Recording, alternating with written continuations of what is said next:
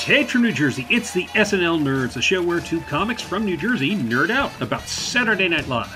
I'm your co-host, John Trumbull. And I'm your co-host, Darren Patterson. Hello, Darren Patterson. How are you this fine day? I'm doing fine, sir. I'm doing well. How are you doing after your big birthday blowout bash-a-roo-me?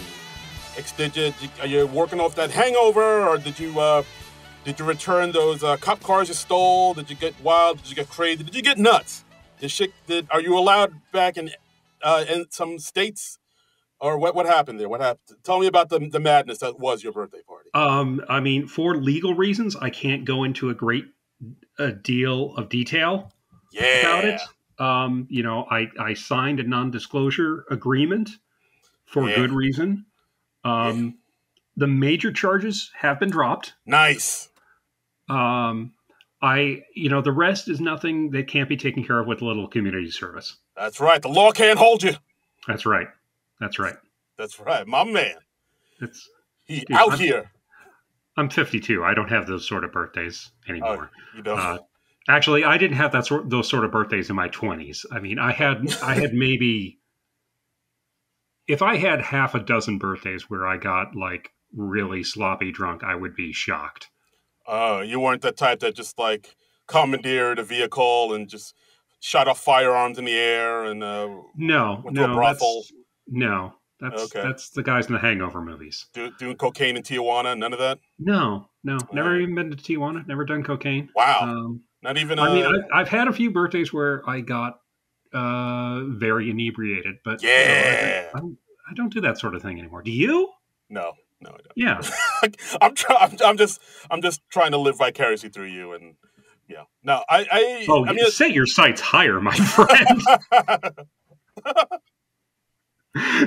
If you or anyone chooses to live vicariously through me, I just feel bad for you. John Trumbull, he lives life like a hurricane. I'll live through him. I don't want to live my life. Why do you want to? Oh, God. Ooh. I would trade lives with most anyone listening to this in a fucking heartbeat. Yeah. Ooh, that's a good question. Who would you want to trade lives with? That is an interesting question, and I don't have a good answer off the cuff. Do you? Do you know? For one day. For a day. Okay, that's easier. For one day, not for the rest of your life. For one day, should it be like a celebrity, like a famous person? Sure. That'd be whoever you want it to be. This is the only limits are your imagination, man. I don't know. This is a question that requires some good thought. I don't know. Yeah, it'd be fun to I guess trade places with a movie star, like somebody on the level of like a Ryan Reynolds or Hugh Jackman, just to see what a day in their life is like. And those are just the first names that came to mind because they've been in the news a lot lately. What with the big popular Deadpool Wolverine movie?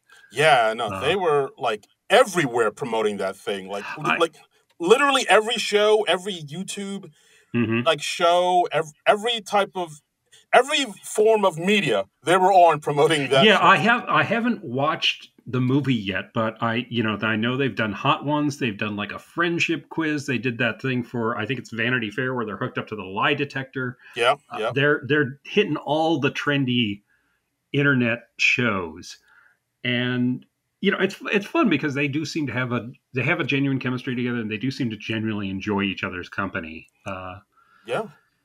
So it's just funny when you see like a bunch of those on your YouTube recommendations, and you're just like, oh well, they're wearing the same shirts in all these, so they must have recorded all these on the same day. Or alternatively, it's like, oh, they picked out, oh, these are my shirts for this press tour, and we will wear these. And I don't know how press tours work. Yeah, I'm sure there's a whole thing behind them, but I don't know. But so is there somebody you would trade places with for a day if you could? I mean, you say Ryan Reynolds, that does seem like a pretty sweet gig. Yeah. I mean, it might be interesting to switch places with a woman just to see how the other half lives, Ooh, yeah. And I'm not talking in like a pervy way, just like kind of as a, like, oh, this is how it works way, Yeah, so, like that Steve Martin, Lily Tomlin movie. The All of Me? Yeah. Yes, yes, exactly. So you know how the other halves live. So you have empathy for the other gender running up This that hill. this is what I'm saying. Yes. Yeah. Yes, I need more of the empathy. exactly. Make a deal with God, running up that hill, if you will. Yes. Which is With what that song is about, if I'm not the mistaken. Kate Bush. Is it really? Yeah, like I mean, she talked about it. Like she wanted to call the song "A Deal with God," but then I guess people got pushed back about that. Like It's kind of a basically, provocative title for the time. Yeah. yeah, like basically the song is about how like men and women really don't understand each other, and maybe the one way that they would understand and each other and have empathy for one another and get along better if they like were able to switch places so they could be in the other person's shoe and then they'd have a better understanding of each other and then we would have a better understanding as a species as a whole and Wow. that's basically what the song's about. I didn't know that. I had no idea. But yeah, Yeah, yeah, A Deal with God. That's kind of a provocative title for it is. that Yeah, time. That because that song came out in what, like the early '80s. yeah, yeah, something like Yeah. that. But I remember like Nick Lowe, he had an album that, and this was like around 1979, I think. In the UK, it was called Jesus of Cool, oh wow. and when it was released here in the US, they changed the title to Pure Pop for Now People, I think. It's since been re-released under its original title, Jesus of Cool, which is much better, much more memorable title. But Yeah, no, absolutely.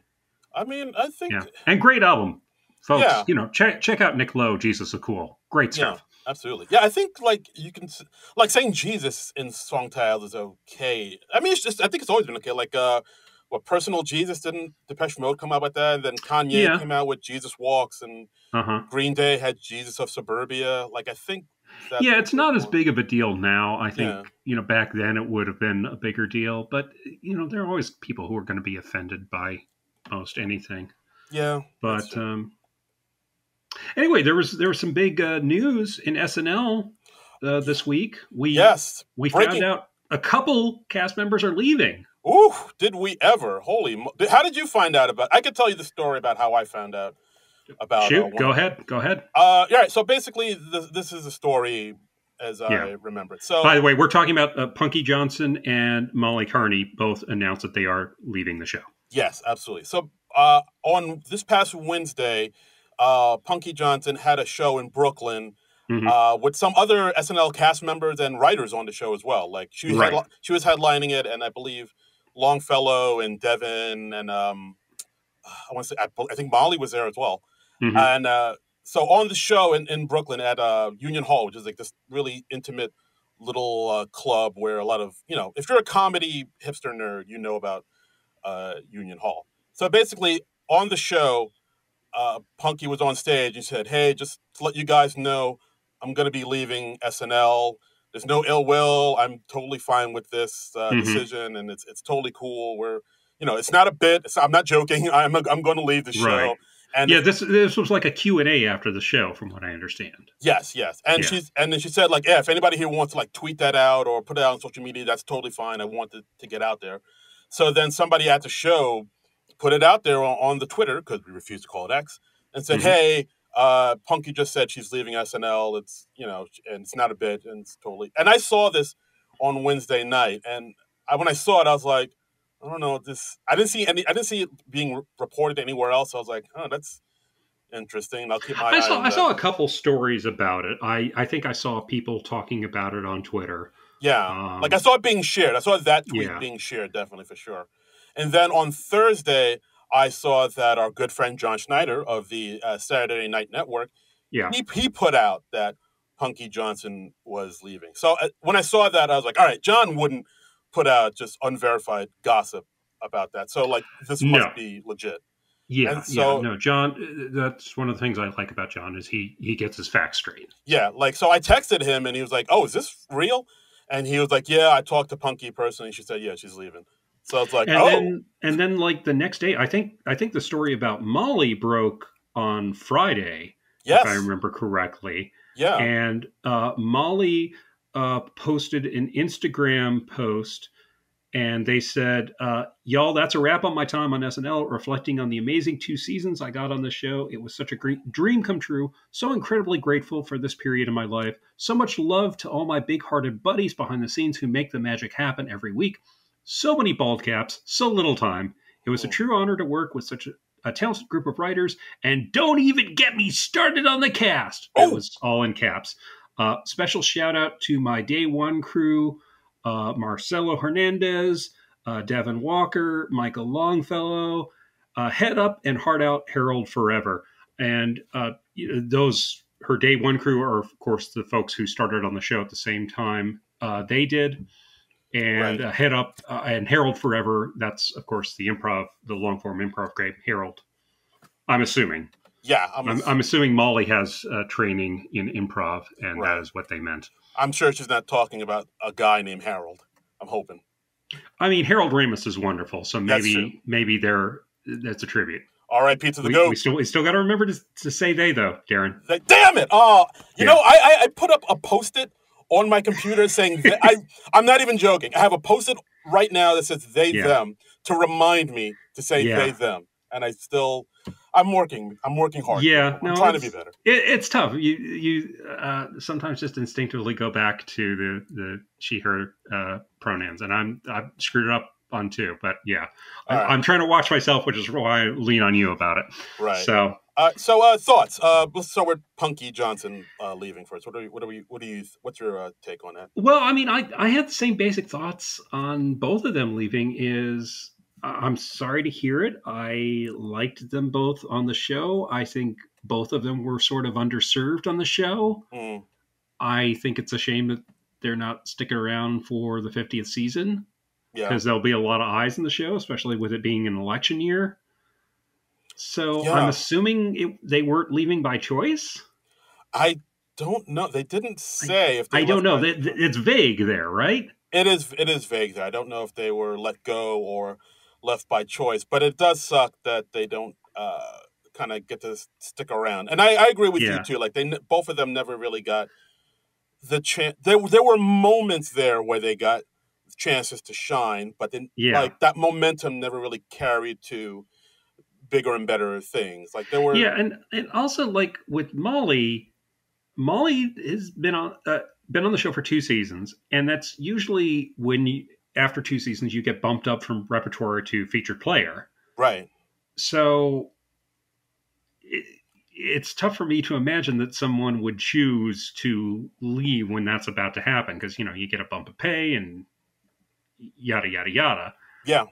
No, that's true. Like, but I mean, with Molly, I thought they had some really strong moments. Like, of course, I mean, the strongest one was the new cast advice sketch, where that was great. I really like them in that role, and the Please Don't Destroy sketch, the election night. That was wonderful. That was great.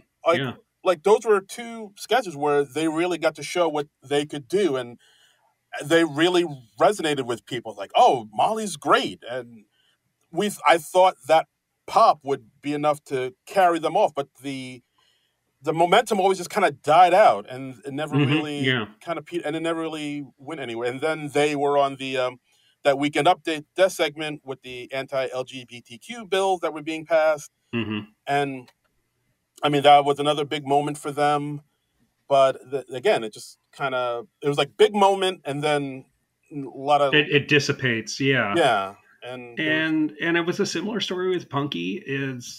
Punky had been on the show for 4 years and never quite got that breakout moment. I mean, did a lot of solid stuff. And also the thing that kind of bugs me is that they were both, like Punky Johnson was first out Black queer woman on the show's cast. Yeah. There were other LGBTQ cast members like Kate McKinnon and Bowen Yang, and back in the 80s, we had Denitra Vance, who wasn't publicly out when she was on the show. Right. Or Denny Dillon, who wasn't out either.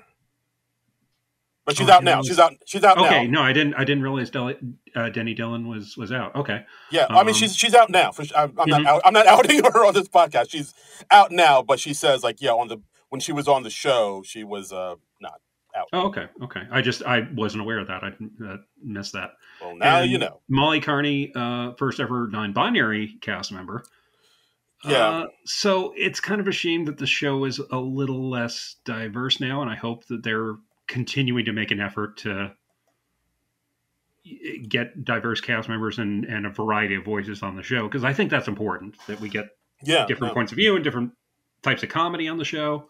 yeah, no, absolutely. So, I feel like when the show has more different types of view, you get overall a better show. mhm, I mean, the season that we're about to talk about now, from season 20 and back in yeah, '95, you could tell a lot of the material was just written by kind of straight white guys, and it just hmm after a while, it just seems kind of them just kind of repeating the same themes over and over again, like sketches about sports and kind of a lot of homophobic sketches and just like kind of yeah. like It was like the episode we're going to talk about in a little bit is from 1995, the 20th anniversary season, and yeah, there's still it's sort of the tail end of the frat bro years of SNL, I would say. yeah, like I mean, So, we'll get into it, but I like even like when we talked about doing this episode, I knew it was in season 20, which is mhm. notorious for being probably one of the worst seasons. Like there are four episodes in particular that a lot of SNL nerds have said are some of the worst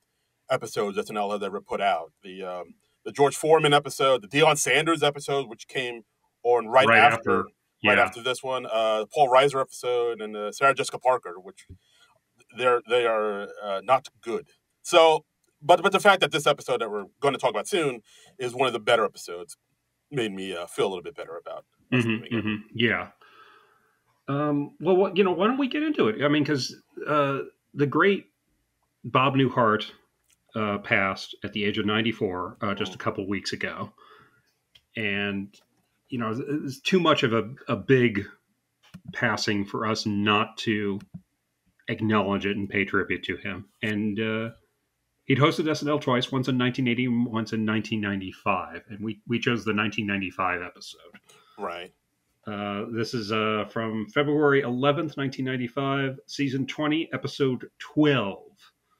Yes. So, Yeah, I mean Bob Newhart. I mean, what can you say about the man? I mean, I'm sure younger people now may not be as familiar with him, but mhm. I mean, the dude was like legitimately like a comedy genius Legend. legend in the Yeah. business. Like I know people throw around the word legend around. Oh, he's iconic, but hmm Bob Newhart was truly like a legend and truly iconic, and was doing sort of like a form of comedy that I don't know. People really don't even do that much nowadays. It was like very, he was kind of very subdued and Yeah. mild He was mannered. one of a kind. Yeah. Yeah, like his And, comedy style was like one of a kind.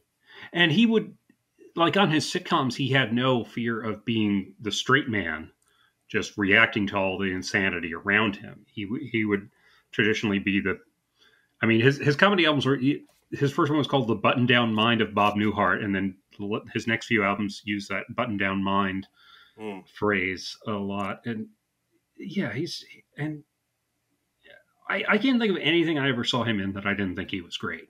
Even No, if it's something where he just has like a bit part, like he has a bit part in at the tail end of Horrible Bosses, which we Elf. and Elf, which are both movies we may cover in the future.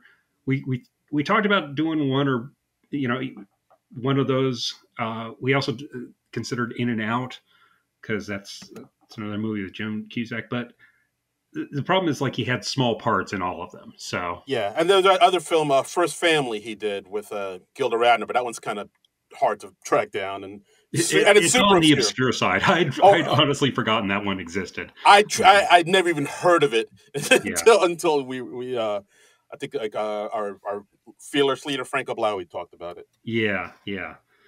And Frank is apparently a big First Family booster, Yes. and yeah, we decided that this was the best choice, and it was because we are an SNL podcast, and we thought let's be SNL centric, and we'll watch an episode. Yeah, let's do that. And we haven't really covered this era. This is an interesting era of the show because it's like 1995. This is a cast that only lasted for like a year in this form. Yeah, like this. So this season was, I mean, this was the season I was like a senior in high school, and like I was still Mhm. watching SNL, but even I knew that the episodes weren't the best at this Yeah, point. I was just out of college. I would have been going to the Kubert School at this point, my first year at the Kubert School, and it was this weird sort of hybrid cast. It was sort of like the remnants of the the Dana Carvey, Phil Hartman era. Like a lot of people who'd come on at the end of that Yeah, yeah, were like still there, and then a few people from the next generation. So it was a transitional year, I would say. yeah, like Kevin Nealon was still on the cast, Hmm. but then we had like new cast members like Michael McKean. Yeah, Uh, I'll read down the whole oh, okay, thing because I wrote down all the names in the open. We have Ellen Cleghorn, Chris Elliott, Chris Farley, Janine Garofalo, Norm Macdonald, Michael McKean, Mark McKinney, Tim Meadows, Kevin Nealon, Adam Sandler, David Spade, and our featured players are Laura Keitlinger and Jay Moore. So it's a very mixed bag of a cast. very very much so. It's like a little bit of the olds, some of the new, and Mhm. it's yeah. I don't know. I remember this And season. some people who you hear them like, oh, this person's on SNL. You're like, oh yeah, absolutely, that's a genius thing. That should be a home run. And yet somehow they never quite worked out. Like, I mean, I love Michael McKean. I love Ginny Garofalo. Neither one of them quite worked out as SNL cast members, and I don't think that's like on them. Yeah, Uh, I think it it's might just be the more. circumstances or timing or whatever. Yeah, and also like the vibe at SNL at the time just seemed kind of dark and bleak. It just it wasn't as Hmm. lively as it should be, and Yeah, and the writing too. I got to say the writing was definitely didn't help either. I think also around this time, like Janine Garofalo left the show like halfway through the season, and then we got yeah, Molly Shannon to replace her. So like that's right. Yeah. there was a time where Kevin Nealon and Molly Shannon were on the cast at the same time. That's weird to think. Yeah, there's always every once in a while you come across a cast combo where you're like, wait, those two people overlap, really? Okay, Yeah, um, but yeah, it's easy to forget this stuff because you in your mind you just sort of pigeonhole it into different eras, and you're like, oh no, those two eras didn't overlap, but nope, sure enough they did. Something I read on the SNL wiki was this episode, again, season 20, episode 12. Mike Myers had left the cast just a month before. wow. So he was finally removed from the opening credits in this episode. So, wow. Yeah, this is yeah. You can again you like I said like this show has like a weird vibe to it too, where a lot of Hmm. a lot of the old guard like Spade and Sandler were kind of phoning it in, and it seemed like no one. I don't want to say no one cared, but it seemed like kind of like they were still they were just trying to figure out what is this show? What are we doing? Like I Yeah, believe, like didn't Lawrence say this was a like this season was the closest he ever got to getting fired? I believe. probably. I think the show's ratings were down a lot, and I think this is one of the times when you're seeing a lot of Saturday Night Dead stories in the media. I remember Um, seeing that too. Yeah. yeah. So I think after this season in particular, the press was so bad and the ratings were bad that Lauren was like, okay, it's time for me to do something drastic. So like the fall of 95 was when he like remade the show in a major way where most everybody in the cast was let go. And that Right. was when he brought in people like Will Ferrell and Uh, Daryl Hammond and Sherry O'Terry and other people like that who were unknowns then but became sort of the next generation of SNL stars. right. And then that's when the life kind of came back into the show. And he hung on to a few people from this cast as he is wont to do, like Tim Meadows and David Spade, and who else? Norm Macdonald was hung in there for a little while too, so before he Right. was Right. eventually fired, which is a whole story in itself. Uh, Oof. Oh boy. Yeah. Do you? check out our episode on Dirty Work, our Norm Macdonald tribute episode. I'm sure we get into it into there, but all right, should we dive into this episode? Let's dive into this episode. Okay, so starting out, we have the Colin Ferguson trial cold open. Do you remember the Colin Ferguson story at all? I do, but that's mainly because I grew up in the tri-state area, and if you were in the tri-state area in the '90s, like this was a big deal. So like Hmm. but like I understand how a lot of people might not remember it just because it was kind of It's faded overshadowed. in my memory. I remember one of my teachers at the Kubert School talking about it, and like when I was watching the sketch, like some of the details were coming back to me, but I hadn't thought about this in so freaking long. Right. It kind of got overshadowed by the OJ trial because it happened around the same time. Right. So for those that don't know, back in December of '93, on the Long Island Railroad, a man named Colin Ferguson uh, did a mass shooting and shot at numerous people on the train. He 6 of them were killed, 19 were wounded before some passengers tackled him and held him down before the cops got to him. Mm. And but yeah, he just shot up people on a train, and And, but and and it, the insane thing is in the trial he chooses to defend himself. yeah, the trial was a bit of a circus, but yes, he what was it?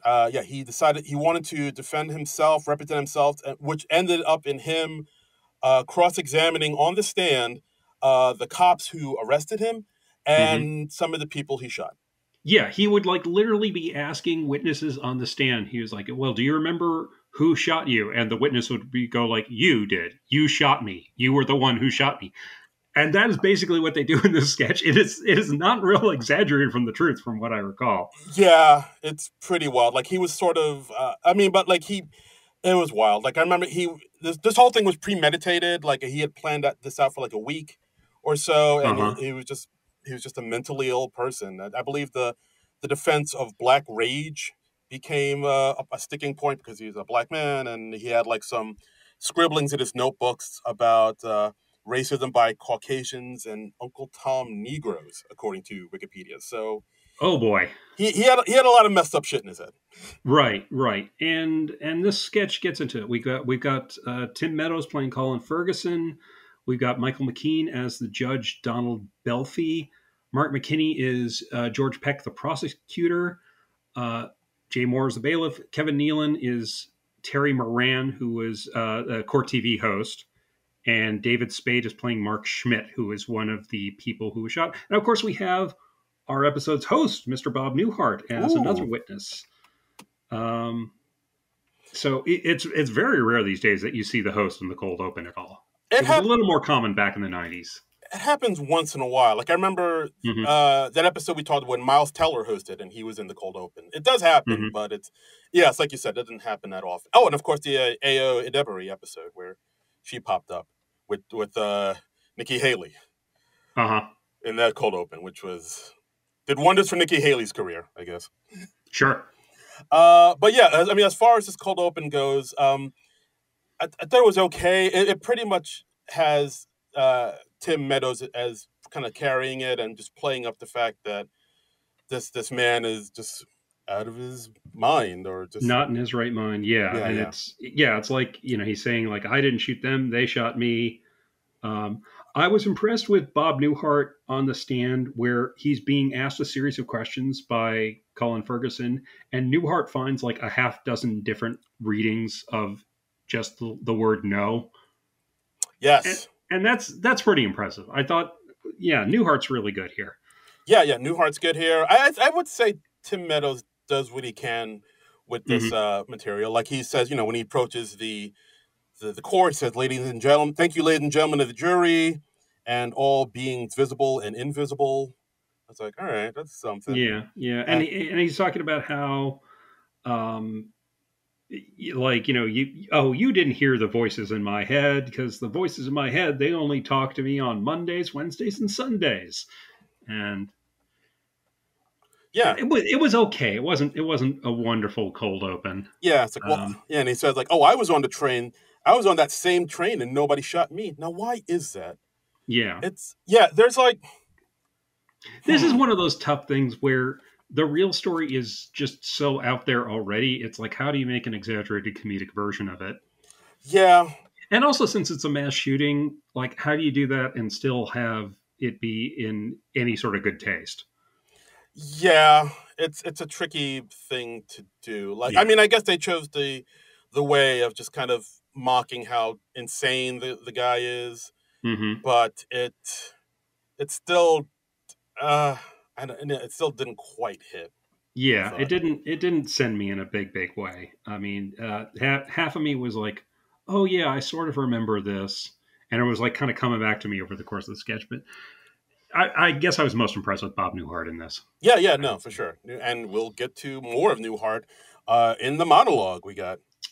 In the monologue, first off, have to note Newhart has a mic stand.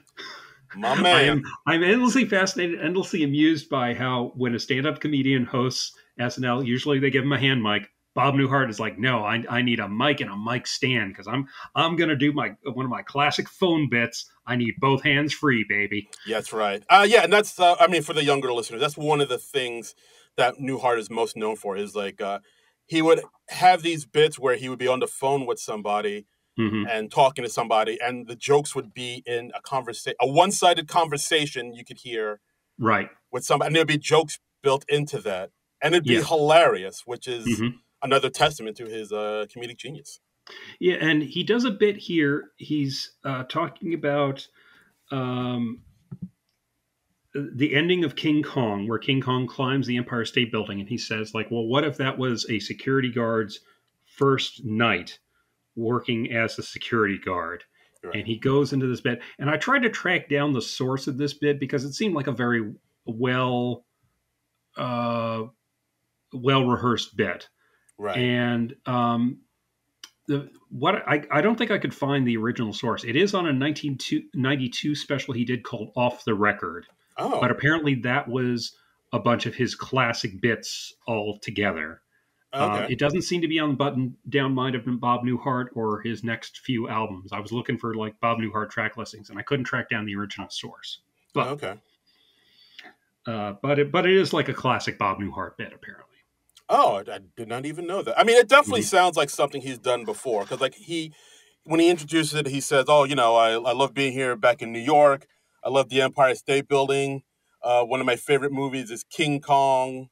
And Mhm. and then he says, "But then, well, but I'll get back to that in a minute." And then he talked about how he Right. works for an employment compensation company board, and how you'd have to go through orientation.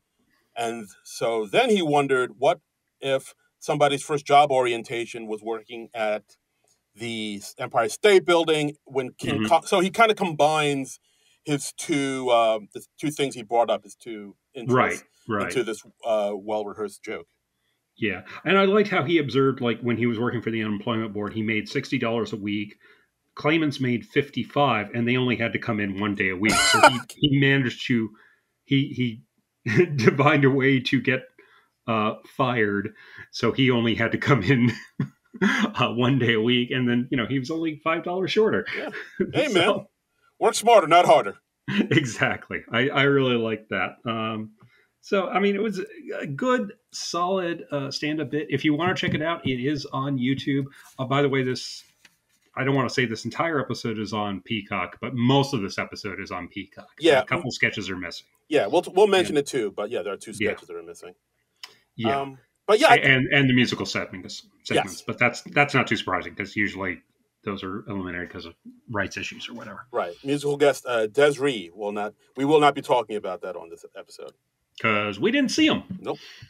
Um, But yeah, I did like the monologue. I thought his comedy style. It kind of feels like the comedy styles of a bygone era, mhm. especially like in the mid '90s. Like his style of comedy really wasn't being done anymore. Like it was like in the mid '90s, it was more kind of edgy, in your face, like very cutting type of comedy. And he's like the total opposite. Like he's more thoughtful and like slow. I won't say slow pace, but there's a Yeah, very deliberately paced, though. Yeah. yeah, absolutely. Um, So, but like his comedy, and like for a while, I thought like his comedy maybe wouldn't fit this era of SNL, but they mhm. did. I would say they did find ways in this episode to sort of fit his comedic styling to some of the sketches in here, because like you could definitely see like Norm Macdonald was definitely influenced by him. Kevin Nealon is definitely influenced by Bob Newhart, but Yeah. they were able to find ways to sort of fit his vibe into the show. Yeah. And Newhart was in an interesting sort of spot in his career at this time because he'd of course already done his classic sitcoms, The Bob Newhart Show, which lasted from 72 to 78, and Newhart, which lasted from 82 to 90. And he'd also already done this short-lived sitcom called Bob, which is of interest to me because he played a comic book artist on there, and some real-life comic book artists actually cameoed on the show in one episode as like Bob's poker buddies. Oh, nice! And it's a real odd combo of comic artists too. It was like Jack Kirby and Bob Kane and Jim Lee, and I'm like, oh yeah, I'm sure those three hang out all the time. Bob Kane and Jim Lee walk into a bar. Yeah, exactly. But Bob had already come to an end. I just looked it up. That the last episode of that aired in 1993. So I can't imagine what Bob Newhart could have been plugging at this point. I don't think he was still a couple years away from doing George and Leo. I guess they just had him on because he's freaking Bob Newhart. Yeah. But no, absolutely. So, that anyway, seemed to be a thing. So I just find it interesting that they had him on just because he's a legend and not because he was plugging anything in particular, apparently. Yeah, that seems to be it. It was just like, well, he's a comedy legend. He's influenced us all. Let's have him on just to pay tribute to this guy. And like, you can tell a lot of the cast, I mean, we'll get into it, but you can tell like a lot of the cast members were really kind of in awe of him and really loved performing with him. Yeah. And so like, let's have him on before the big Deion Sanders episode. Yeah. So the first sketch, which is not on Peacock, and we were not able to find that elsewhere. Here, I'm going to read the description from SNL Wiki. It says, Bob Newhart reprises the role of Dr. Robert Hartley, who's the character he played on The Bob Newhart Show, who cancels bizarre family sex problem. Oh. Jay Moore plays the host, Ricky Lake. Okay, that's an interesting choice. With Ellen Cleghorn as various audience members, Chris Farley as Ned, Laura Keitlinger as Sarah, Michael McKean as Frank, and David Spain as Alan. Don't really know what the joke is outside of him playing Bob Hartley on the Ricky Lake Show, which was kind of that was more of a tabloid type show, right? Ricky Lake, yeah, it's like a daytime talk show. Yeah. People coming on with relationship problems. It wasn't full on Jerry Springer, Maury Povich. Right. But it came a little close. But it was a little bit more kind of flowery. It was a little bit more right. toned on down. A scale from like Jerry Springer to Oprah, she might have been the midpoint. Yes. That's actually a great analogy. Yes. Well, thank you. Thank you. I'm very proud of my analogies. Bravo. Yeah, it was like a Jenny Jones vibe. But yes, absolutely. Yeah. Anyway, so I wish I could have seen that. I'm wondering why that sketch is missing. My best guess would be like music rights. Maybe they used some of the theme from the Ricky Lake Show or something. Or yeah, I would say so. But yeah, that sounds about right. Yeah, I don't know. Just a guess. Yeah. But we had the next sketch, Book Buzz. This was a twofer with Bob Newhart and Chris Farley. Newhart plays the host Maximilian Breckenridge. Great name. Mm-hmm. And his guest is a fellow by the name of Sorensen, who's come up with the Sorensen Book of World Records. Like the Guinness Book of World Records, but it's only records that he can personally verify. Right. So in his book, which is a lot thinner than the Guinness Book of World Records, he says that the biggest number of burgers ever eaten is 5.5, and that was done by his brother. Yes. Whereas in the Guinness Book of World Records, it's actually 87 hamburgers. Right. And like when he asked Sorensen about that, he was like, "Yeah, no, I can't verify that. I mean, that sounds impossible. Like my brother ate 5.5, and it almost killed him." Yeah. And then his world record for the world's tallest man is 6 feet 5 inches tall, which is another guy that he knows. Yeah, his friend Pete. Yeah, his friend Pete. And Bob Newhart's asking him, like, well, what about all these professional basketball players? And he's like, well, I've never met any of them. So, and it sort of emerges that most of his world records are centered around his hometown of Granville, New Mexico. Yeah, like the sketch is interesting. Yeah. It's got a decent premise. But it's interesting to see Newhart's energy with Farley's energy because they had such different energies. Yes, very much so. It's like I said, like Bob Newhart is more muted, toned down, Yeah, and Chris Farley is anything but. yeah. I mean, honestly, this kind of reminded me of on Newhart, like in. I don't think he did this in the first season, but like at a certain point on the Newhart show, because he ran a hotel in the New York on the Newhart show, Hmm. or an inn, I should say. And then he started hosting a local talk show, and he'd have a lot of odd guests on there that Newhart could react to. And this kind of reminded me this could have been a scene from Newhart in that regard. Yeah, So yeah, I could see that.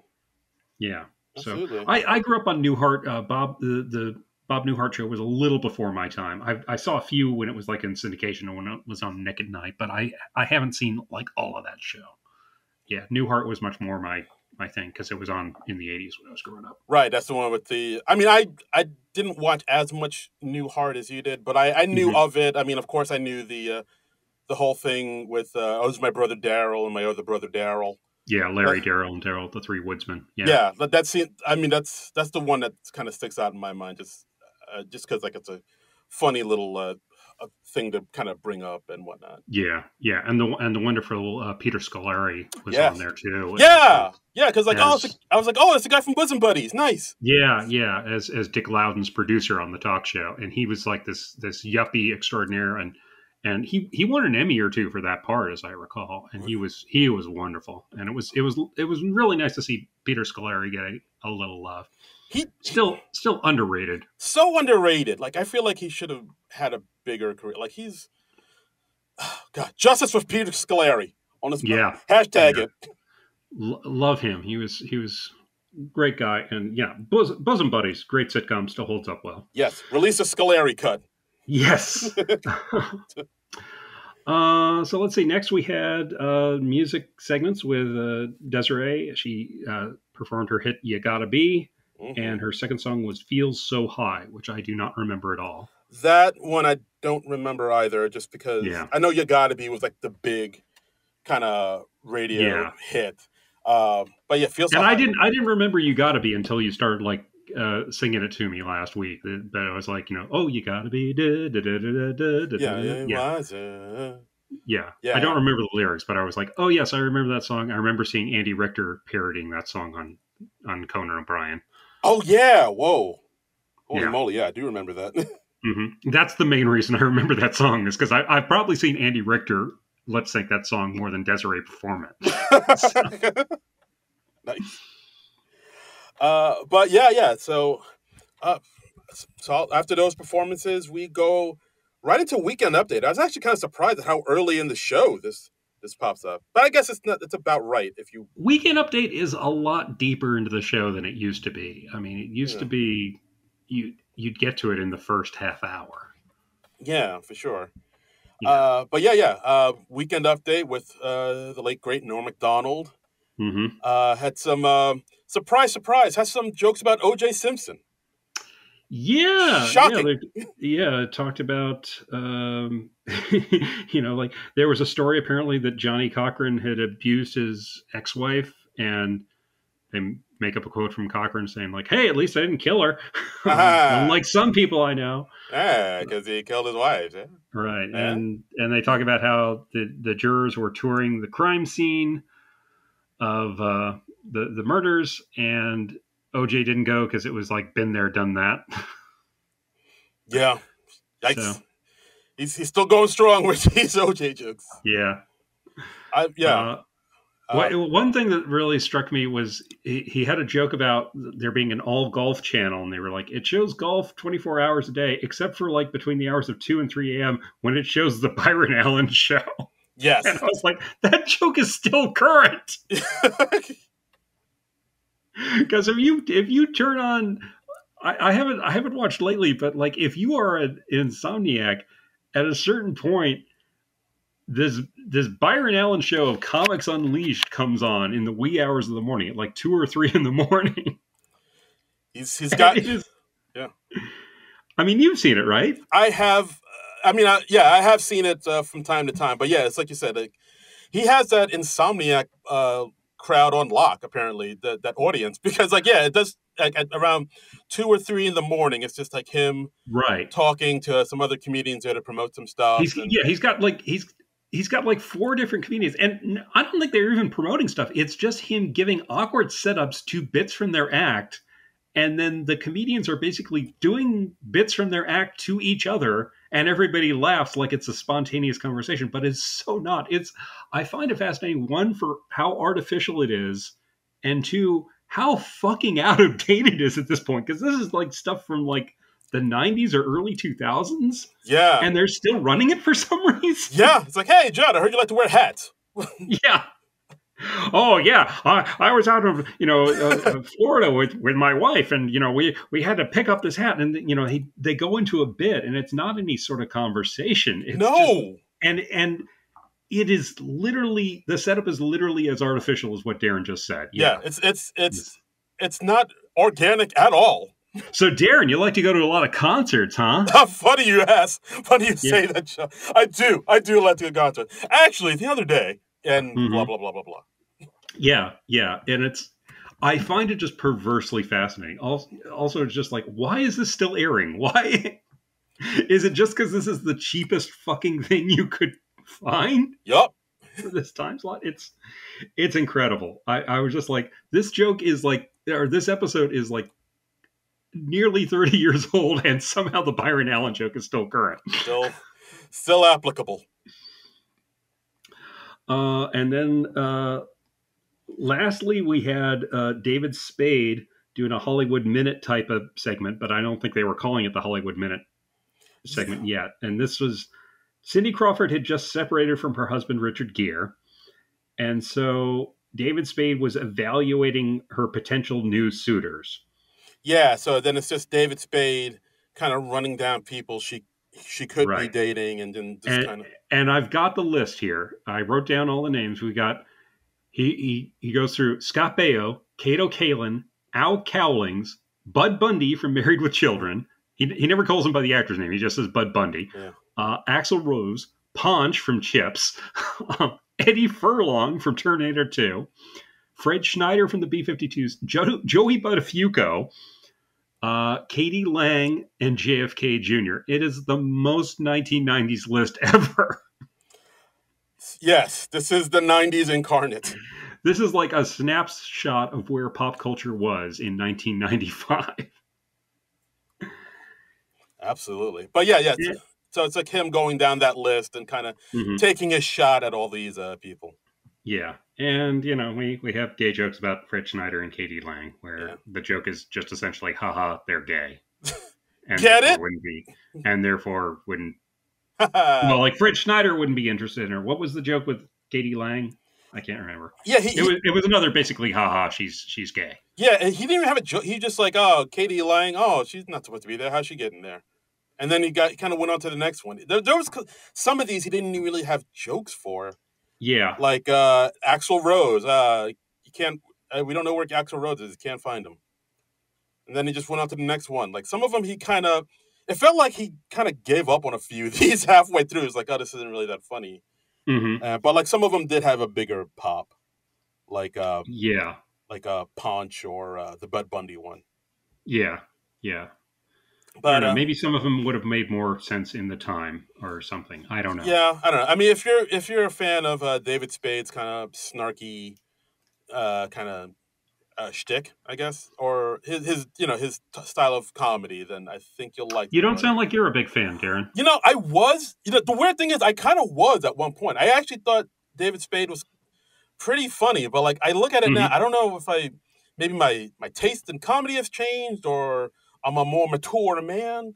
But like I see it as kind of all right. He's just like playing like a too cool for school type of guy who's just like, yeah. It also plays differently when you're like older than him, I think. Yeah. And, like watching it now at like in my 50s, I'm just like, who is this punk kid? Yeah, maybe that's it. Like it's. But David Spade is like older than me. So. He is. He's like what, mid-50s or something? Yeah, he's got to be at least in his middle 50s because he was early 20s when he was on SNL, and that was 30 years ago. So yeah, math. But yeah, like I mean, at the time when I was a kid, I would be like 19 or something. But Mhm. I thought like, oh, he's telling like it is. He's taking shots at these celebs. Oh, he's cool. He's a rebel. But I look at it now and it's like, he's kind of it's kind of like snarky. It's like, oh, aren't I cool because I'm taking a Yeah, shot it, at these? it comes off very smug, and like Yes. I have a different opinion of David Spade now. I've listened to a few episodes of the Fly in the Wall podcast that he does with Dana Carvey, and I enjoy him on that.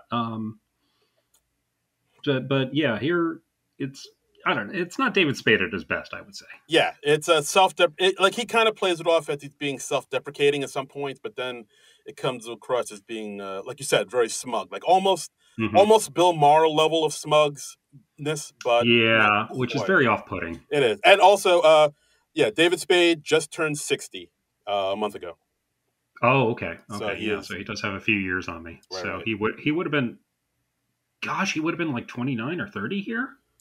I think that's how math works. Yeah, Yeah, my goodness, I wouldn't have guessed he was that old. yeah, he's Baby long. face, man. Baby face, man. Just just drink water, Yeah. moisturize. Don't get married, apparently. Yeah. And you too can have the youthful appearance of David Spade. Okay, and we're also closing out. We had Adam Sandler singing a Valentine's song. And Norm Macdonald, he obviously has a real affection for David Spade and for Sandler. From he gives him nice introductions. He's like, "Oh, my friend David Spade and my hero Adam Sandler." Yeah, Adam Sandler gets a huge applause break for that. Yeah, Choice. this is like peak Adam Sandler here Yes. on SNL. I'd say he was immensely popular at this point in time, and he would just be like, "Lord, I have a song I just made up. I just made up this afternoon. Can I do it on the show? I got a song. I got a song." Oh, but yeah, Yeah. Yes, I suppose you could do the song, Adam. oh, but yeah, oh. Thank you, Lord. Thank you, Lord. I will get my guitar and I will wear my very best sweatshirt. Oh, yeah. Oh, poor Adam. If Adam Sandler ever heard this podcast, he'd be like, "People, I don't talk like that anymore, guys. Come on." I know, but it's just so much fun to do. It really is. It really. It's just so much fun to imagine that he talks like that nonstop. Yes. We do it with affection. We do it with affection, Adam. Yeah. Um, Yeah, so his Valentine's song is Sex Phone Lady, where he's just talking about calling a phone sex line, which Yes. was a thing that people still did in the 90s, I think, because it was like still partly a pre-internet age. yeah, like I don't remember using the internet until I got to college when I'd have Right. to I still remember signing up for my first Hotmail account in the computer lab. Oh, you were Hotmail. I was AOL. Ooh. I was AOL. Yeah. But Hotmail was free though. That's why. Cost effective. I think AOL you still had to like pay for, right? Well, you got those discs in the mail, and so it was really easy to set up that way, and most everybody I knew seemed to be on AOL, so I was like, okay, I guess I'll do AOL, and then eventually it was like, oh, AOL sucks. I'm going to Gmail. Yeah, no, yeah. I was Hotmail with the other rebels, in the computer lab, just looking for sneakers on eBay. Yeah. What else is a black young man to do in the 90s than look for sneakers on eBay? Look for sneakers, look into hair care products, right? Buy vinyl, right? The latest hip hop and the called phone sex lines apparently. Yeah, exactly. Yeah.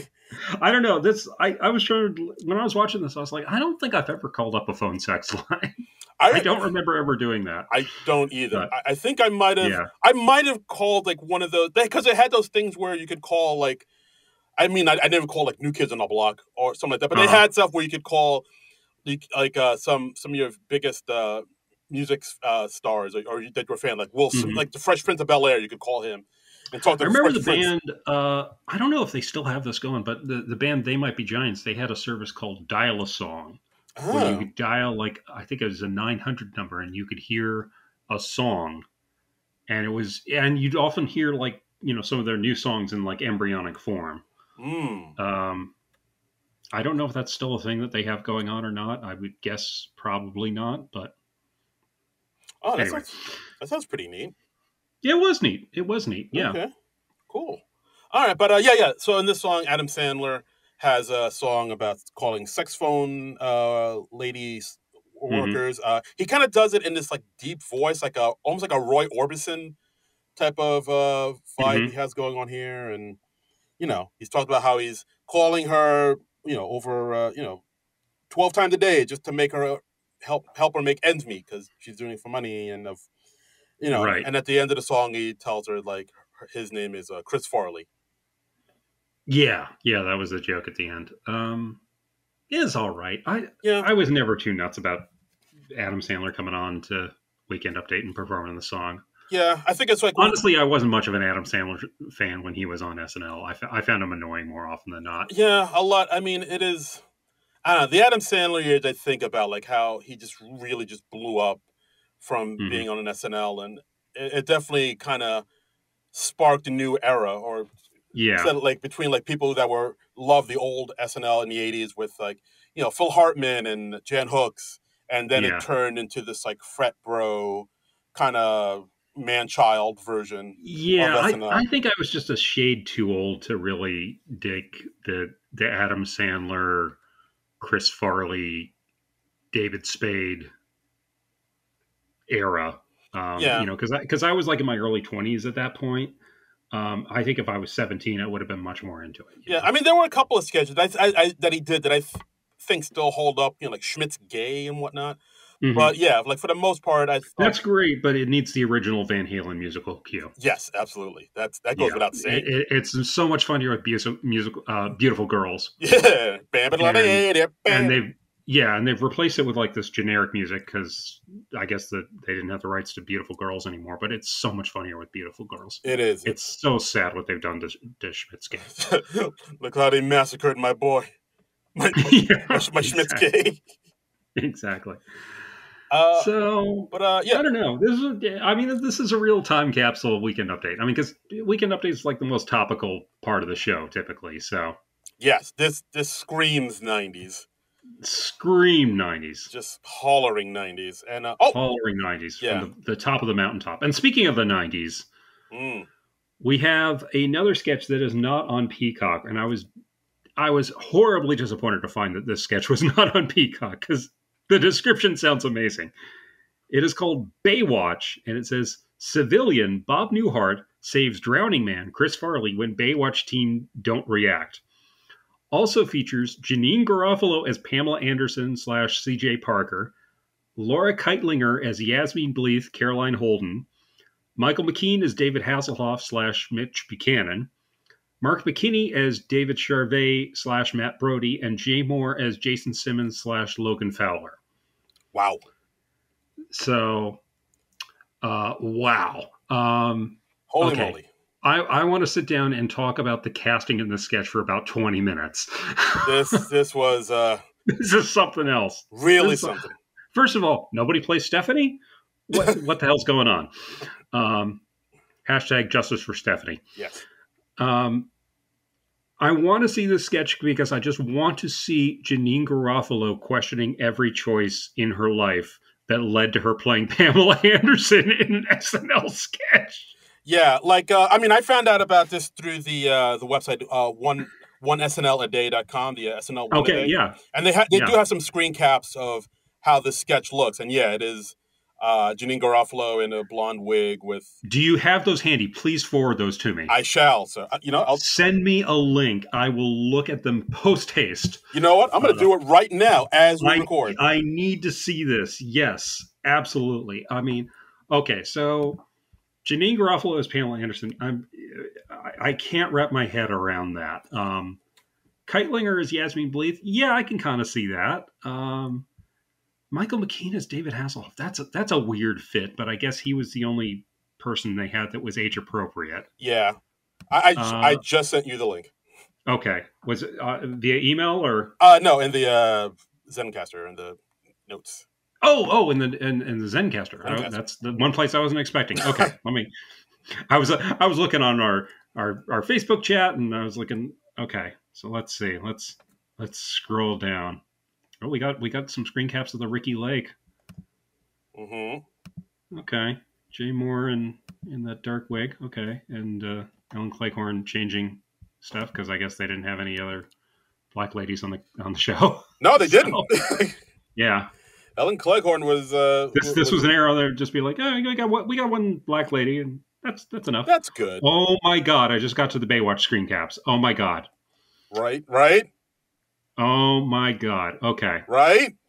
Wow. Look what they denied us, John. The look of pain on Janine Garofalo's face.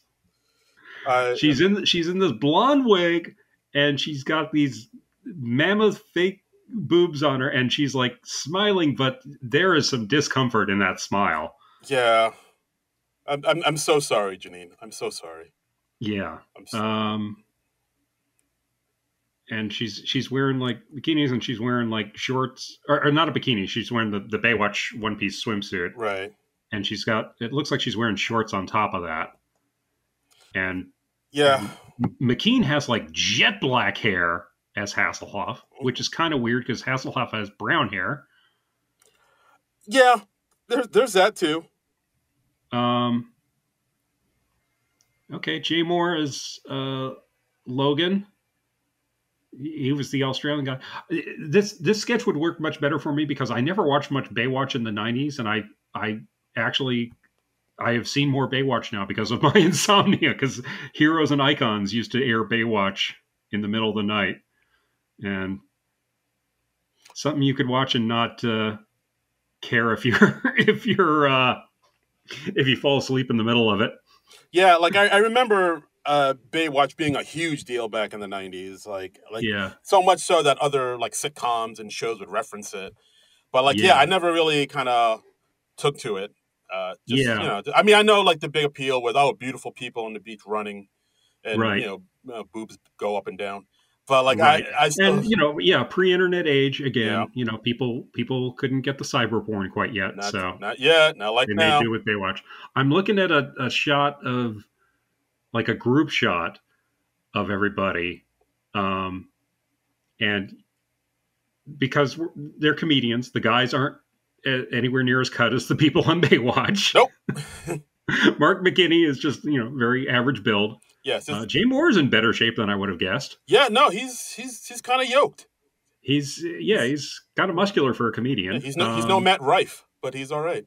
Yeah, Keitlinger and Garofalo, they're in the one-piece Baywatch swimsuits and then shorts over it. And most everybody's wearing shoes? Yeah, they're wearing like kind of like black socks because I guess they don't want to go barefoot. Or slippers or something? Yeah. Like I guess they don't want to go barefoot in the sand.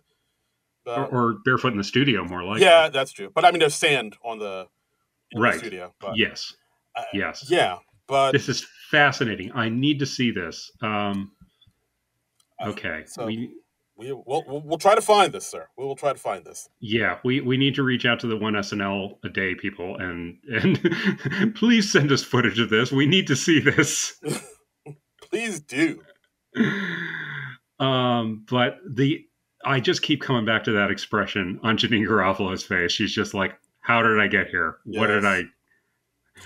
What eldritch god did I piss off in a former life that this is my fate? Yeah, you see that picture and the theme song to Curb Your Enthusiasm plays in your head. Yes. Boom, yes. Boom, boom. It says in the summary on One SNL a Day, I bet Janine particularly hates playing this role. Yeah, she had to. She had to. Yeah. I want like a documentary about the making of this sketch. Yeah, I feel like I want to like give Janine a hug or just something. Just I'm so sorry for the way you were. I'm so sorry. Yeah, it was just and you look at it on paper, and Janine Garofalo as an SNL cast member, that should have been a home run, but just because of bad timing and maybe bad temperament it just didn't work out, which is a shame. Because I feel like under the right circumstances, she could have been great on the show. I think so. Yeah, it's just the timing was not. Yeah. Great. I also just don't get that jet black hair on McKean as Hasselhoff. That's hair and makeup. We got to talk to them about that. That's weird. That's just weird. Very strange. Anyway, okay. Should we move on to other sketches? I don't want to, but I feel like we should. Well, let's. Oh, wow. Okay. Yeah, let's move on to. I mean, sketches we have seen, like Yes. Post Office HR. Yeah. This is on YouTube as Postal Worker Evaluation. So that's how I have it Okay. in my notes. Yeah. So from this episode, we have uh, several of the Newhart sketches. We have his monologue on there. We have the postal worker evaluation, and I think there was like one more, the Hi Bob sketch, which is the next sketch after this Yes. one. Yes. Yeah. So what did you think about postal worker evaluation, Darren? I thought it was interesting. Like basically, it's a sketch with just Bob Newhart, which SNL rarely does, and it's kind of shot in the same Yeah. way as the Continental sketch with Christopher Walken, where Yeah. we see the point of view of the person Bob's talking to. He's basically just talking Yeah. right into the camera. He's playing directly to camera. Yeah. Yeah. And Newhart's interviewing because the post office has had a lot of problems with disgruntled employees. This was like a big news story in the 90s. Was there were a fair amount of mass shootings from postal workers, and it's become kind of a cliche since then. Yeah, that term going postal Right. made a big thing back in the 90s from all the postal worker shootings. Right. And I can't tell you the last time I heard about that actually happening for real. But yeah, going postal was still a phrase because that happened enough times in the 90s that people talked about it, made jokes about it and stuff. So Yeah. So I mean, this is one of the sketches I thought fit Bob's delivery pretty perfectly, where he's just like kind of calmly talking to this postal worker. Just kind of saying things like, "Oh, well, I see that you're a 46-year-old and you're divorced. Was it an amicable divorce?" Of course, says no. You live and the camera would shake back and forth. Yes. No. And he's talking about the questionnaire he had everybody fill out, and he says, "Well, on the questionnaire under Social Security number, you wrote, 'What is it to you?' Now, is that a joke?" Or yeah. So the joke is basically he's trying to gauge if this person is possibly going to become a shooter. And it's basically like Newhart doing one of his telephone bits, except he's just playing it directly to camera. Right, yeah. So I thought it was creative. I'll say that. Yeah. This is a good way to use Newhart and him doing what he's doing best. And it's basically just him carrying the whole thing. And the employee hates sorting mail. He's disgruntled by the questionnaire. And I think my favorite bit was like at one point, like he finds out that the devil is talking to this employee, and he's like, "Oh no! I'm not calling your dog a liar." That was funny. That was a funny line. Yeah, and it's like you said. Like he says, like the least favorite part about his job is sorting the mail, which is unfortunate because he is a mail sorter. Yeah, and then of course Bob Newhart tells him, we always like to have all our workers wear the post office uniform. I see you're wearing army fatigues, which you're wearing combat fatigues. Fatigues, which is maybe a little frowned upon. Yeah, and then it ends with him saying, "Look, like this whole thing with the questionnaire. This isn't even my idea. It's the boys upstairs want this." And, if you want to talk to them, they're right upstairs and you can talk to them directly. Yep. And so it's just basically Bob kind of figuring out this guy is unhinged and directing him to the people above him to maybe take his aggression out on. This was all right. How'd you like this? I thought it was all right. Again, like I feel like, I mean, it played on a lot of the tropes. Like postal worker, crazy, single, divorced, living alone, army fatigues, like all the tropes that you'd see in like a lone shooter. Like I felt like I think if the writing was a little bit tighter, this could have really been something. I will admit that the whole talking to the camera aspect of it was original and not original, but it was pretty creative and unique. And I would like to see SNL do kind of more things like that. It's really kind of break up the format a little bit, or the formula of a sketch. But yeah, like I think the writing wasn't as strong as the concept of the sketch. Yeah, I think Newhart performed it really well. It's just he has such a different energy than what the show typically has. So it's a weird fit. Yeah. And this whole episode and this sketch in particular, I think displays what an odd fit Newhart is for SNL. Because really, the show has to bend to his energy.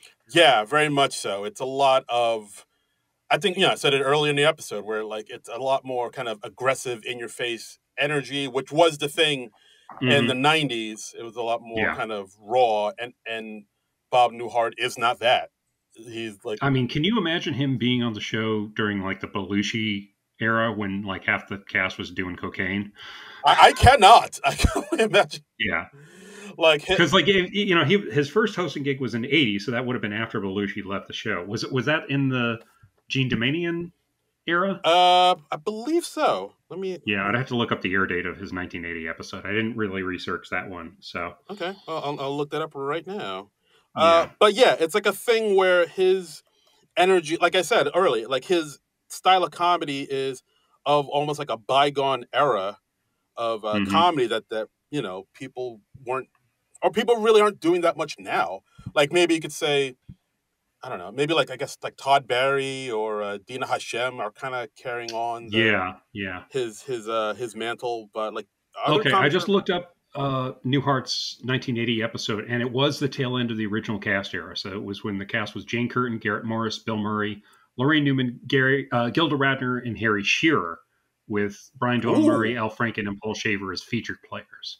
So tail end of the 5th season, episode 18 of the 5th season. Gilda Radner and Harry Shearer were on the same cast? At the same time? Harry Shearer came in after Belushi and Aykroyd had left the show. I keep forgetting. That is wild. What a small cast. Like 6 regular cast members and 3 featured players. That's got to be the smallest SNL cast ever, right? Probably. I mean, I know like after everybody left and like the season 6 crew kicked in, that was only like maybe 7 of people or something like that. But yeah. I mean, like 7 or 8 was like kind of the typical size of an SNL cast for ages, but I've never seen it be as low as 6. That's something else. 6 is pretty low. You're asking a lot of your cast members. You pretty much have to do cocaine at that point. Yeah, that's the only way. How else are you going to get through it? Exactly. So, yeah, this was all right. Not quite as great as it could have been or should have been. But what you gonna do? Yeah, but we got to see Bob Newhart do what Newhart does. Yeah, Newharting it up. Yeah. Next. All right. So next we have Hi Bob. This is something that takes place backstage at SNL. We got Chris Farley, Chris Elliott. They're drinking shots whenever somebody says Hi Bob, which is like a drinking game that emerged out of the old Bob Newhart show, where because his character's name on that show was Bob, the thing was whenever somebody would say Hi Bob on the show, you would take a drink or take a shot or finish your drink. Yeah, like I didn't even realize this was a drinking game, but apparently it was like a big deal for a while.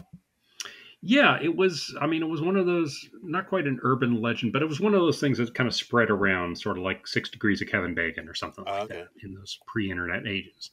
I've also read that like you would take a shot whenever somebody just said Bob, and when somebody said Hi Bob, then you had to finish your drink. So that sounds even more hardcore. Good Lord. So, yeah. But, so basically it's the 2 Chris's, Farley and Elliott, just at a small little table surrounded with tons of shots there, and everybody, anytime somebody said, oh, hey, Bob, or hi, Bob, they would take a shot. Right. There was one part where Spade walks by him and says, Bob, hi. And then you see them stopping for a minute and be like, no, that counts. What, does that count? Yeah. And then like one person says hi and another person says Bob. And then they're like, and then they like consult a rule book to see if that, and it's a cute idea. We have Janeane Garofalo come on playing herself, and they, I think kind of revealingly, they cast Janeane Garofalo as the wet blanket, which I feel like that's probably how they were perceiving her on the show. Yeah, that's a bummer. It's like, this girl with her thoughts. Always ruining our good time. What is woman doing here? And the joke there is that like Bob is behind the High Bob drinking game, and she's like, "Well, I hardly think that you don't have any connection to it," which is a funny concept, but they don't quite drive it home. Yeah, not really. This sketch, it should work. It's a funny idea, but it doesn't really work, and I'm at a bit of a loss to figure out why. I don't know if it's they didn't quite get there in the writing, or if it's in the performances, or if it's some combination of the two. I don't know. I think they lean a little too heavy on the Chris's getting drunk and wasted as being the crux of the comedy. Because we see as we see them drinking more and more shots, they're getting more and more sloppy. At one point, like Elliot kind of makes out with Farley and grabs his man boobs and what. Like I think they were hoping that would be more funnier than it actually was, and maybe I think it might have been funnier if they leaned into more of the Bob Newhart being the instigator of the High Bob game. Like he was the one who came up with it, and he was responsible for all this binge drinking over the years. Yeah, right. Because like then Janine comes and kind of scolds him for kind of pushing this High Bob thing, but then he's like, "No, I have nothing to do with it." And then that kind of kills. It might be cool if like if he broke down at one point and he gives like this sincere, heartfelt speech, and like we put a spotlight on him, and he's like, "You're right. I don't know why I did this. I'm responsible for all this teenage alcoholism," or who knows? Maybe they suggested something like that, and Newhart didn't want to do it even as a joke. Right. I did find just a brief segment of him talking about it on the American Television Institute or Television Academy, something like that. Oh, it's like this YouTube channel where they interview all these stars and very comprehensive interviews about their career, and Newhart was talking about that, and he was just like, "Yeah, I didn't know about that. I didn't find out about it until years later. I just hope anybody who was playing it wasn't driving." You could tell he was kind of uncomfortable with it. Yeah. Because I mean, you hate to think that you're the cause of just binge drinking and whatever that could lead to. That's you don't want that to be on your head. Yeah. So, yeah, maybe that's some of Newhart's natural ambivalence coming out in this sketch. I don't know. Maybe, yeah, but this sketch was like, all right, it's an interesting idea, but doesn't quite get there. Yeah, it doesn't. Yeah, it plays like a first draft almost. I feel like with another draft or two, this could have gotten to a funnier place. Yeah, it definitely feels underwritten. Yeah, absolutely. All right. Next up, we have Sports Beat. Yes. This is we got Kevin Nealon as a host. He's talking to Bob Newhart as announcer Bob Hunda, I believe that's what they said his name was. Right. And he's a sportscaster, and he's written a book about his career called "I Don't Believe It, Bill: One Man's Battle with Manic Depression."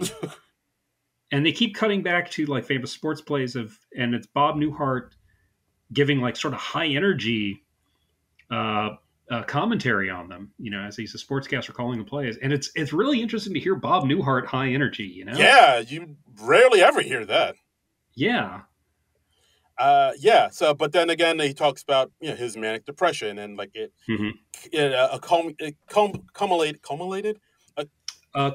culminated at one point where he was announcing the game where Hank Aaron broke out or beat Babe Ruth's all-time record. He broke it, and the home run record. Yes, and he said it in a very muted way.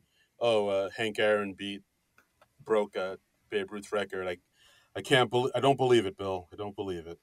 Yeah. And this is after we hear several clips of Newhart just going like, "Oh my God, I don't believe it, Bill." And and then Hank Aaron comes and he says he got like a lot of letters about that, complaining. He says he was accused of racism, but he got positive letters from the Boston area. That was funny. That's funny. That's very funny. I like that. And I enjoyed that. That's There was also one moment where, like, when Kevin Nealon is interviewing him, he's like looking off to the side somewhere in his depression, and then he was asking him a question. He's like, "Bob, I'm over here." He's like, "What?" Yeah, I don't know. There's something a little bit about that. Yeah, the implication is that Bob's character is in a depressive cycle as he's making this appearance. Yes. Yeah, and then they also cut to another clip where he is uh, overexcitedly talking about a game, about the first out in a baseball game. And it's like, Hmm. oh, that's the first out of the game. I don't believe. And of course, Yeah, getting at the first out in the game isn't that big a deal. So he's right. so And it's also a black player yes, too. exactly. Yeah. So So they saw the signs, and he was immediately taken to the hospital after that. right, right. And then they talk about how his book tour has been cut from 37 cities down to 4. Yikes! So yeah, he's like it's the book's not doing very well. It's not selling. Yeah, this was this I found interesting mainly just to hear little bits of audio of Bob Newhart getting really excited. If you played those to me cold, I don't know if I would have been able to identify them as Bob Newhart. Yeah, I don't think so either. Like he doesn't. My Bob Newhart doesn't raise his voice like that. Not my Newhart. He just sounds very excited. He's not doing the trademark Newhart stammer, which I'm sure was exaggerated somewhat. Yeah, So yeah, I'm sure he played it up. yeah, so it was very interesting just to hear like Bob Newhart going like, "Oh my God, I don't believe it, Bill." Yeah, something else.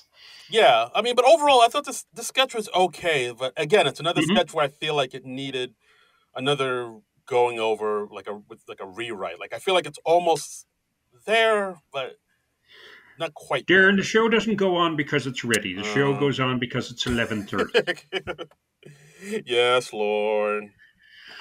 I mean, I don't want to tell you how to do your job. We can't tailor Saturday Night Live the way we can a podcast where we have the benefit of editing.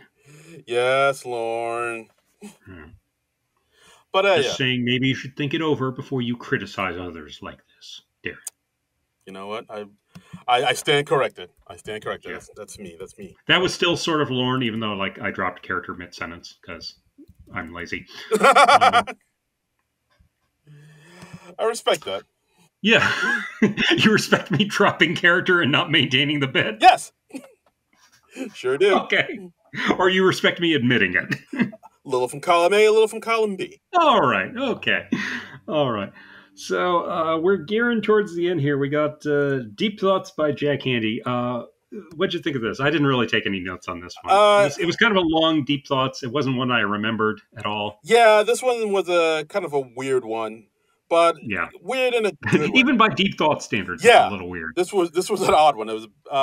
I mean, I didn't write it down because it was a long one, but it Yeah. was basic about his There were gold nuggets in a volcano. His dad was working in a hardware store. his grandfather and Yeah.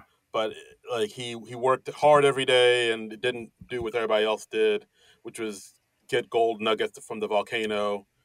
And Right. then when everybody moved away, he did, and he felt like he did the right thing, Yeah. even though he broke his legs and something like that. I kind of see why this one was at the very end of the show. Yeah, look, I mean, look, Yeah. I love me some good Jack Handy deep thoughts, but this one Right. wasn't on the one of the better ones for sure. It's not up to the usual standard for Yeah, Deep Thoughts. it It's was. no like I think a cute thing to say when it's raining is to tell a kid that God is crying, and when they ask why he's crying, I say probably because of something you did. Yeah, see, yeah, exactly. See, that's great. Yeah, That's a good one. not just boom. Yeah, Bam. That's right. The hell with you, kid. yeah. This one was just kind of a long meandering-ish story. So Yeah, exactly. It I don't wasn't. know. I don't know. I'm not sure how deep into the Deep Thoughts era this was, but I feel like Deep Thoughts started like late '80s, probably, or maybe very early '90s. I think so. I definitely remember seeing a ton of them in the 80s, like late 80s for sure. Yeah. So Let's to see. see them come around, kind of this late in the game in the mid 90s, I was actually kind of surprised. I was like, oh, they're Yeah. still doing deep thoughts at this time. Let's see. Okay, we got the Wikipedia article for Mr. Jack Handy, Deep Thoughts. Oh, that's right. They were first published in magazine form in Omni and National Lampoon. I'd forgotten that. It started as a printing, and then it was on Michael Nesmith's show Television Parts, and then it went to SNL. Wow.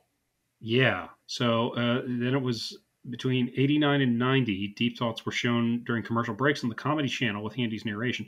and then it was on SNL between 91 and 98, but it started in Omni magazine in November of 83. Oh, damn.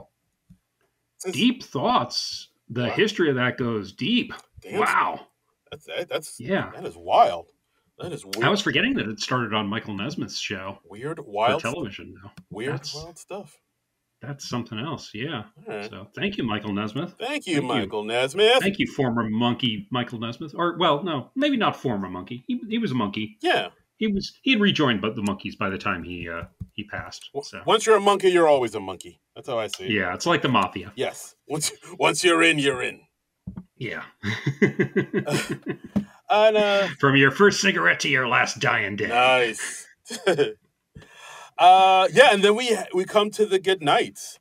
You know, Bob Newhart saying good night. And then we get this really nice little moment where Norm Macdonald approaches Bob Newhart as the credits roll with a copy of The Best of Bob Newhart on vinyl and asks Bob to sign it, and he happily does. He's got like a couple of his albums. I think he had the Button Down Line and Bob Newhart and Best of Bob Newhart.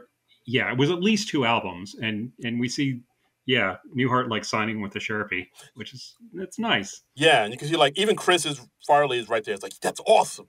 Like he's like holding the album, so yeah, so Newhart can sign it. It's a nice sweet moment. It's nice when you can see like cast members genuinely thrilled to be working with like one of the heroes and like genuinely be, like nerding out and doing something that probably either you or I would do. We're like, can you sign this for me, please? It's nice seeing them nerd out and be fans. Yeah, exactly. That's pretty cool. It's a pretty cool moment.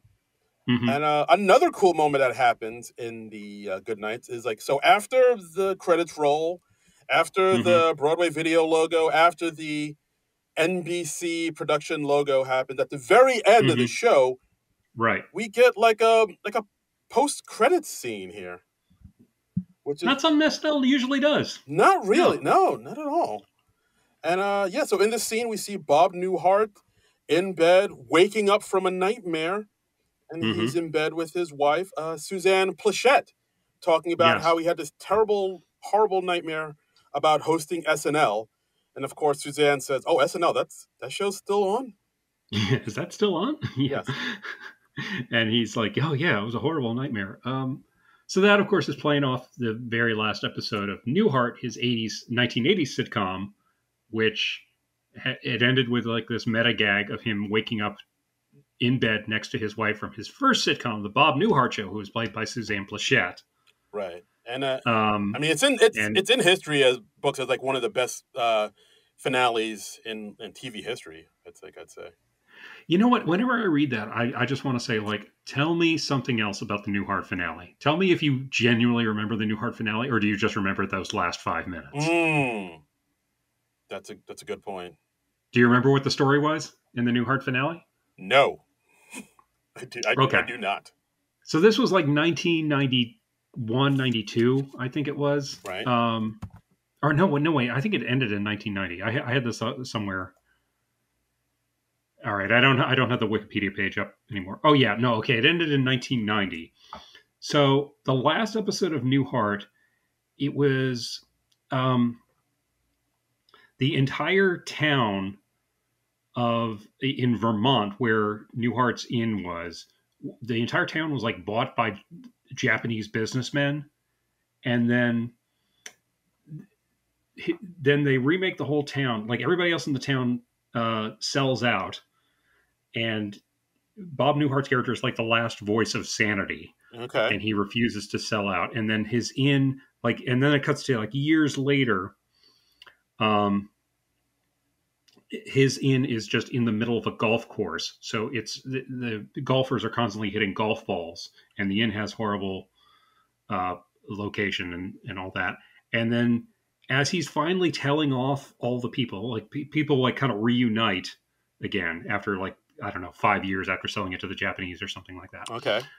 And then Dick Loudon, Bob Newhart's character, gets hit in the head with a golf ball, and he loses consciousness. We see him fall down, and then that's when he wakes up on the set of the old Bob Newhart show. Oh, okay. Interesting. That is pretty cool. All right. I did not. Totally forgot about Yeah, that. see, nobody remembers the the entire story leading up to that. They just remember those last 5 minutes because the last 5 minutes are brilliant. You know, Yeah. the before that, it's like, it's all right. They Yeah. did some cute bits, but Yeah, yeah, that's true. Like I did not remember all that other stuff. That sounds like an awesome episode. I'm gonna have to rewatch it that. was it wasn't bad. Yeah, I wonder if you can find that on YouTube or something. I don't know. Is it streaming anywhere? That's a good question. I don't know. Oh, I don't know if the 1980s Newhart show is streaming somewhere. It should be. It ought to be. I don't know if Bob Newhart show is streaming anywhere. I'm going to. I'm getting on that right now.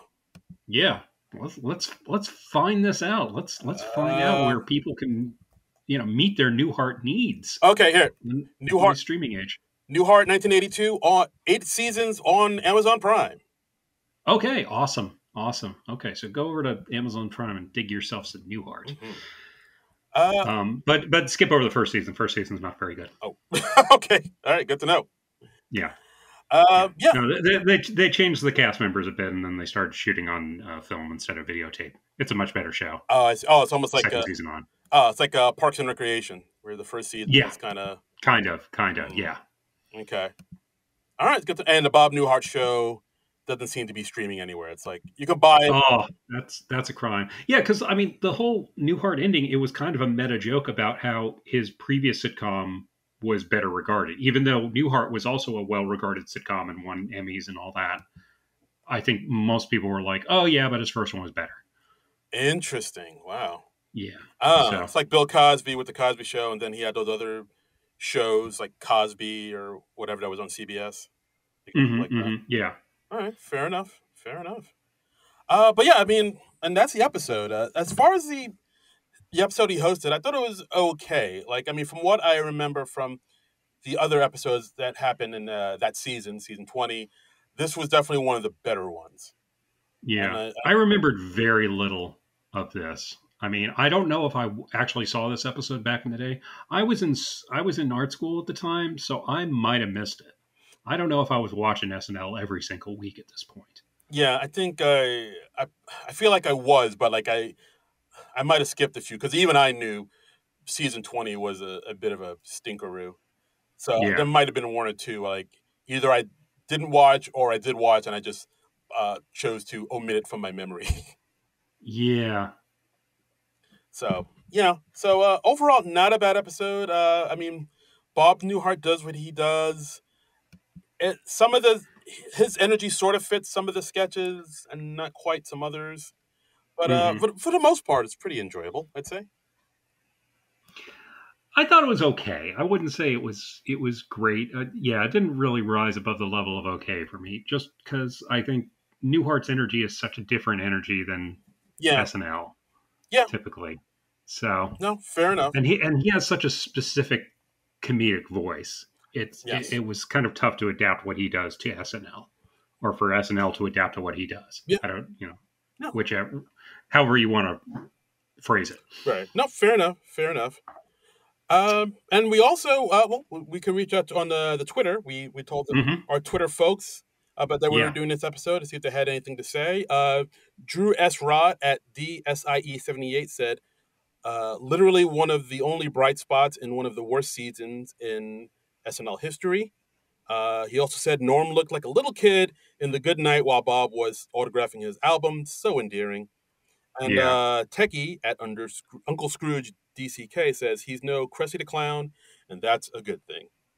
Yeah, that's, of course, referencing the episode of The Simpsons that Bob Newhart was on, which was like, I think, when they did the big Krusty tribute. Yes. And they brought Bob Newhart in, and he was not expecting to speak about Krusty, and he just sort of stammers his way through an impromptu tribute, and it was very funny. Haven't seen that in years, still remembered very well. Very well. So that was the SNL episode. But then you mentioned before we hopped on here a small documentary that actually I also was going to bring up that I kind of stumbled upon during one of my YouTube searches. Yes. This is a documentary by Judd Apatow called Bob and Don, A Love Story. It is on YouTube. It's on the New Yorker's YouTube channel. just 20 minutes about the lifelong friendship between Bob Newhart and Don Rickles. Yeah, this came out after Don Rickles passed away, so it's a Hmm. couple years old, and yeah, and it's just Judd Apatow interviewing Bob Newhart about their friendship because yeah, the two of them, which I don't think I even knew, or maybe I forgot about, but the two of them were best friends for like decades. Them and their wives were like Yeah, thick as thieves, as they say. yeah, yeah. And I remember Rickles actually once guest starring on an episode of Newhart, and it was a very funny episode, as I recall. Yeah, Um, and I mean, a lot of people wouldn't think that would work because their comedic styles are so different. I think even mhm. there's a clip that they put in where Rickles was on Conan, and Yes. Conan asked him about, it's like, yeah, the two of you are so different. And then Don says, yeah, Bob is more of a brainy comedian, and I'm the type of comedian that gets laughs. Yes. Zing! Yeah. I mean, Rickles, what a roaster. He was awesome. Yeah, and Yeah. So I mean, it's just a short 20-minute thing. Yeah, I know. A short movie from Judd Apatow. Does such a thing exist? this is I mean, I'm like, this is the Apatow thing that should be like 40 minutes too long. I yes, mean, absolutely. I could have watched an hour of this, but no, it's only like 20 minutes. It's So, really quick. It has one of my favorite Bob Newhart jokes in it too. oh yeah, what's that? That's when they cut to a part where they cut to the roast of Don Rickles, like that happened back in the '70s, and Bob Newhart was one of the roasters. I think Dean Martin Right. was the MC of it, Uh and huh. Bob Newhart has his joke where he talks about how his best friend Don Rickles, hasn't had very much hadn't had very much luck in the world of television. He's had 4 TV shows, all gone, and the last one got a -4 in the Nielsen ratings. Um, so that said that no one was watching, and several people without TV sets had heard about the show and said that even if they had a TV set, they wouldn't have watched either. I like that joke. Yeah. I think that's a pretty Yeah. damn good joke. Yeah. That's very Newharty. Yeah. Yeah, but yeah, like so even though the comedic styles of these two greats were different, they really go into how they had the same values. Like they were both really loyal and loved their wives. They were both big into family. They loved their kids, and like Hmm. all of them actually like did a lot of traveling together. Like they showed like all these video footage of them traveling to like Thailand and Germany as a family. Like these Right. two Right. families were like super close. Yeah. Yeah. It's very endearing. It's very sweet. Yeah, it's very cool. I enjoyed watching it and getting a little insight into them, and Yeah, yeah, Judd Apatow obviously has like a real affection for them, and it's nice that there's a little of this on record. yeah, And they even talked to some of the kids because the families were very close. yeah. And I like that little anecdote they had where Don Rickles' daughter talks about how everybody thinks my dad was this big, boorish lout, but he was actually like a really sweet guy, and he was actually him and my mom were like kind of prudes. She talks about how one time her mom, Don Rickles and his wife went to this one party at somebody's house, and then he found out it was like a key party, like a swingers party, and mhm. they left immediately. They didn't because they didn't want anything to do with it.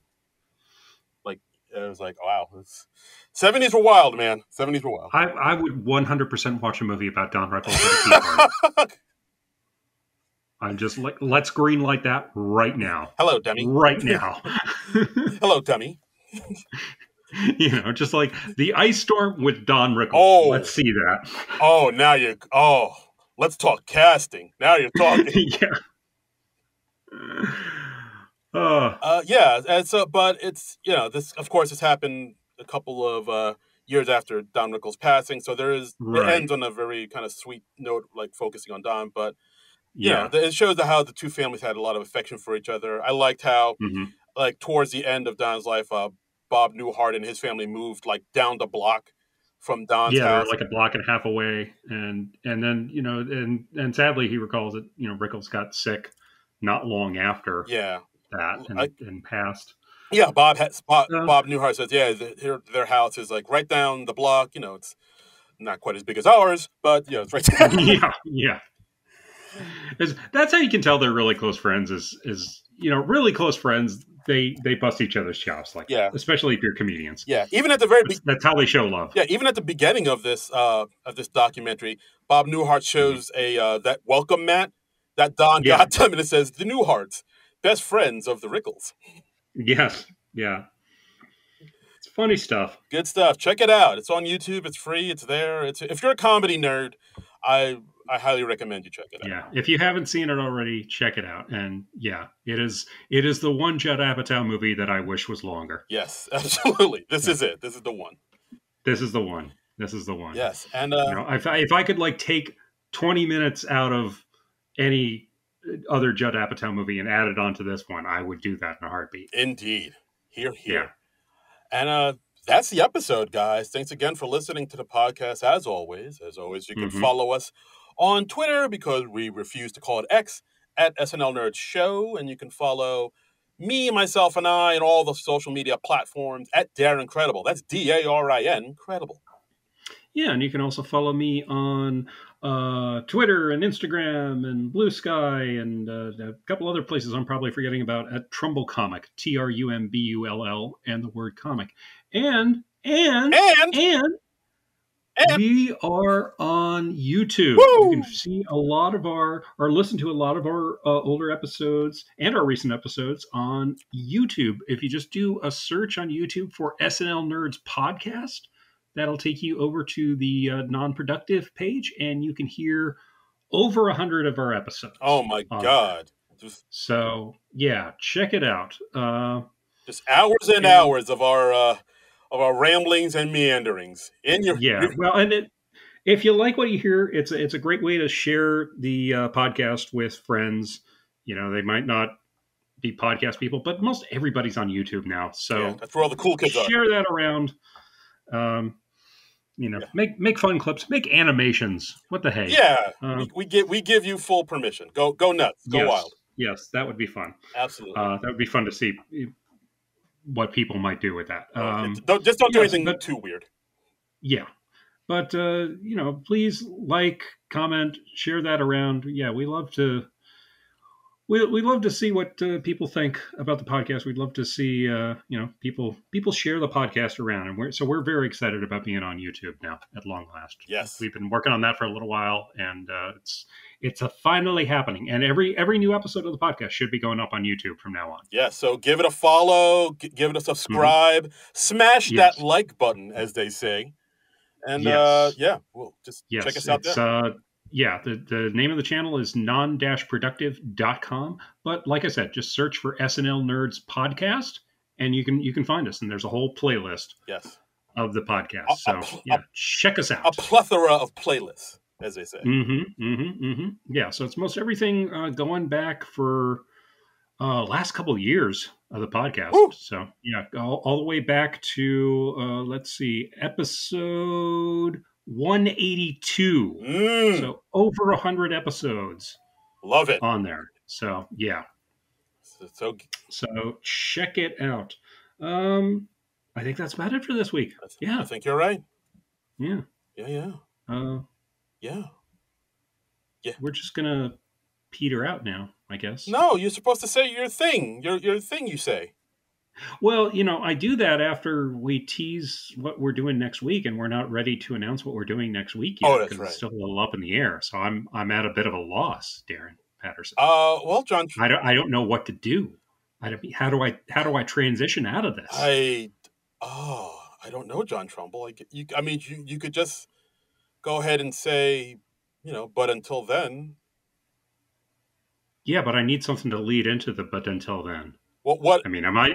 What am I just going to say? But until then, apropos of nothing. I mean, maybe that's how you would do it, sir. But you know what? I didn't mean to correct you. You're the professional. But maybe what we're doing now can be the lead-in, like a meta thing. Like what we're talking about now can be the lead-in to you saying, "But until then, nerds out." So, we don't have an ending for the podcast this week, but we probably will next week. So, until then, nerds out.